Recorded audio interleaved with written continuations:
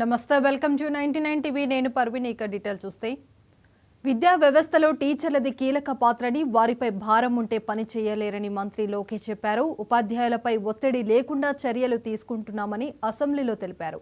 రాష్ట్ర చరిత్రలో తొలిసారి టీచర్ల బదిలీల చట్టం తీసుకున్నామని ప్రకటించారు. చాలా పారదర్శకంగా సీనియారిటీ జాబితాను టీచర్ల ముందు పెడతామని పేర్కొన్నారు.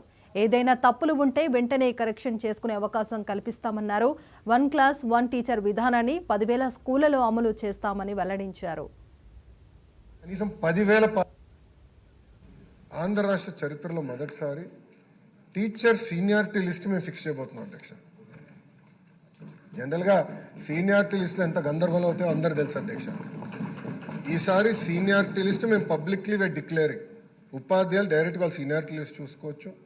సీనియారిటీ లిస్టులో తప్పులు ఏమైనా ఉంటే ఇమీడియట్గా డిఓ గారి దగ్గరికి వెళ్ళి కరెక్ట్ చేయించుకోవచ్చు. ఇది ఎందుకు చేస్తున్నాం, ఇక్కడ నుంచి క్యాబినెట్, ఈరోజు క్యాబినెట్ కాదు, వచ్చే క్యాబినెట్కి టీచర్ ట్రాన్స్ఫర్ యాక్ట్ తీసుకొస్తున్నాం అధ్యక్ష. అంటే టీచర్ ట్రాన్స్ఫర్స్ కూడా పాయింట్ సిస్టమ్ చాలా ట్రాన్స్పరెంట్గా ఉపాధ్యాయులకు అర్థమయ్యే విధంగా వాళ్ళు అసలు సీనియారిటీలు ఎక్కడ ఉన్నారు, రాబోయే సంవత్సరాలు నేను ఎక్కడికి వెళ్ళొచ్చు వాళ్ళు చాలా క్లారిటీ ఉంటుంది.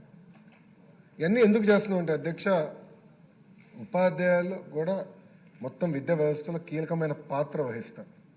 లేనిపోని యాప్లు, లేనిపోని ప్రెషరు, లేనిపోని పొలిటికల్ ఇంటర్ఫియరెన్స్ వల్ల వాళ్ళు సరైన పాఠాలు పిల్లలకి చెప్పలేకపోతున్నారని బలంగా కూటమి ప్రభుత్వం నమ్ముతుంది. అందుకే ఈ టీచర్ సీనియారిటీ లిస్ట్ కానీ, టీచర్ ట్రాన్స్ఫర్ యాక్ట్ కానీ ఇవన్నీ తీసుకొస్తాం జరుగుతుంది అధ్యక్ష. అంతేకాకుండా అధ్యక్ష, గత ప్రభుత్వం అధ్యక్ష మేము బలంగా నమ్మేది 1 క్లాస్ 1 టీచర్ మోడల్. నేను విద్యాశాఖ మంత్రిగా నాకు బాధ్యతలు ఇస్తున్నారని టీవీ స్క్రోలింగ్ వచ్చినప్పుడు నాకు గౌరవ మున్సిపల్ అడ్మినిస్ట్రేషన్ శాఖ మంత్రి నారాయణ గారు నాకు ఫోన్ చేసి, లోకేష్ నేను మున్సిపల్ స్కూల్స్ నా కింద ఉండేది గతంలో, అప్పుడు నేను 1 క్లాస్ 1 టీచర్ పెట్టా, దానివల్ల అద్భుతమైన రిజల్ట్స్ వచ్చినాయి. నువ్వు ఏ సంస్థను తీసుకొచ్చినా రాపోయినా పర్వాలేదు, ఇదొక్కటి చేయి, విద్యా వ్యవస్థ చాలా మార్పు వస్తుందని నాకు చెప్పిన వ్యక్తి నారాయణ సార్. గౌరవ అంటే ఎందుకు చెప్తానంటే ప్రజలు కూడా ఒకటి గమనించాలి అధ్యక్ష.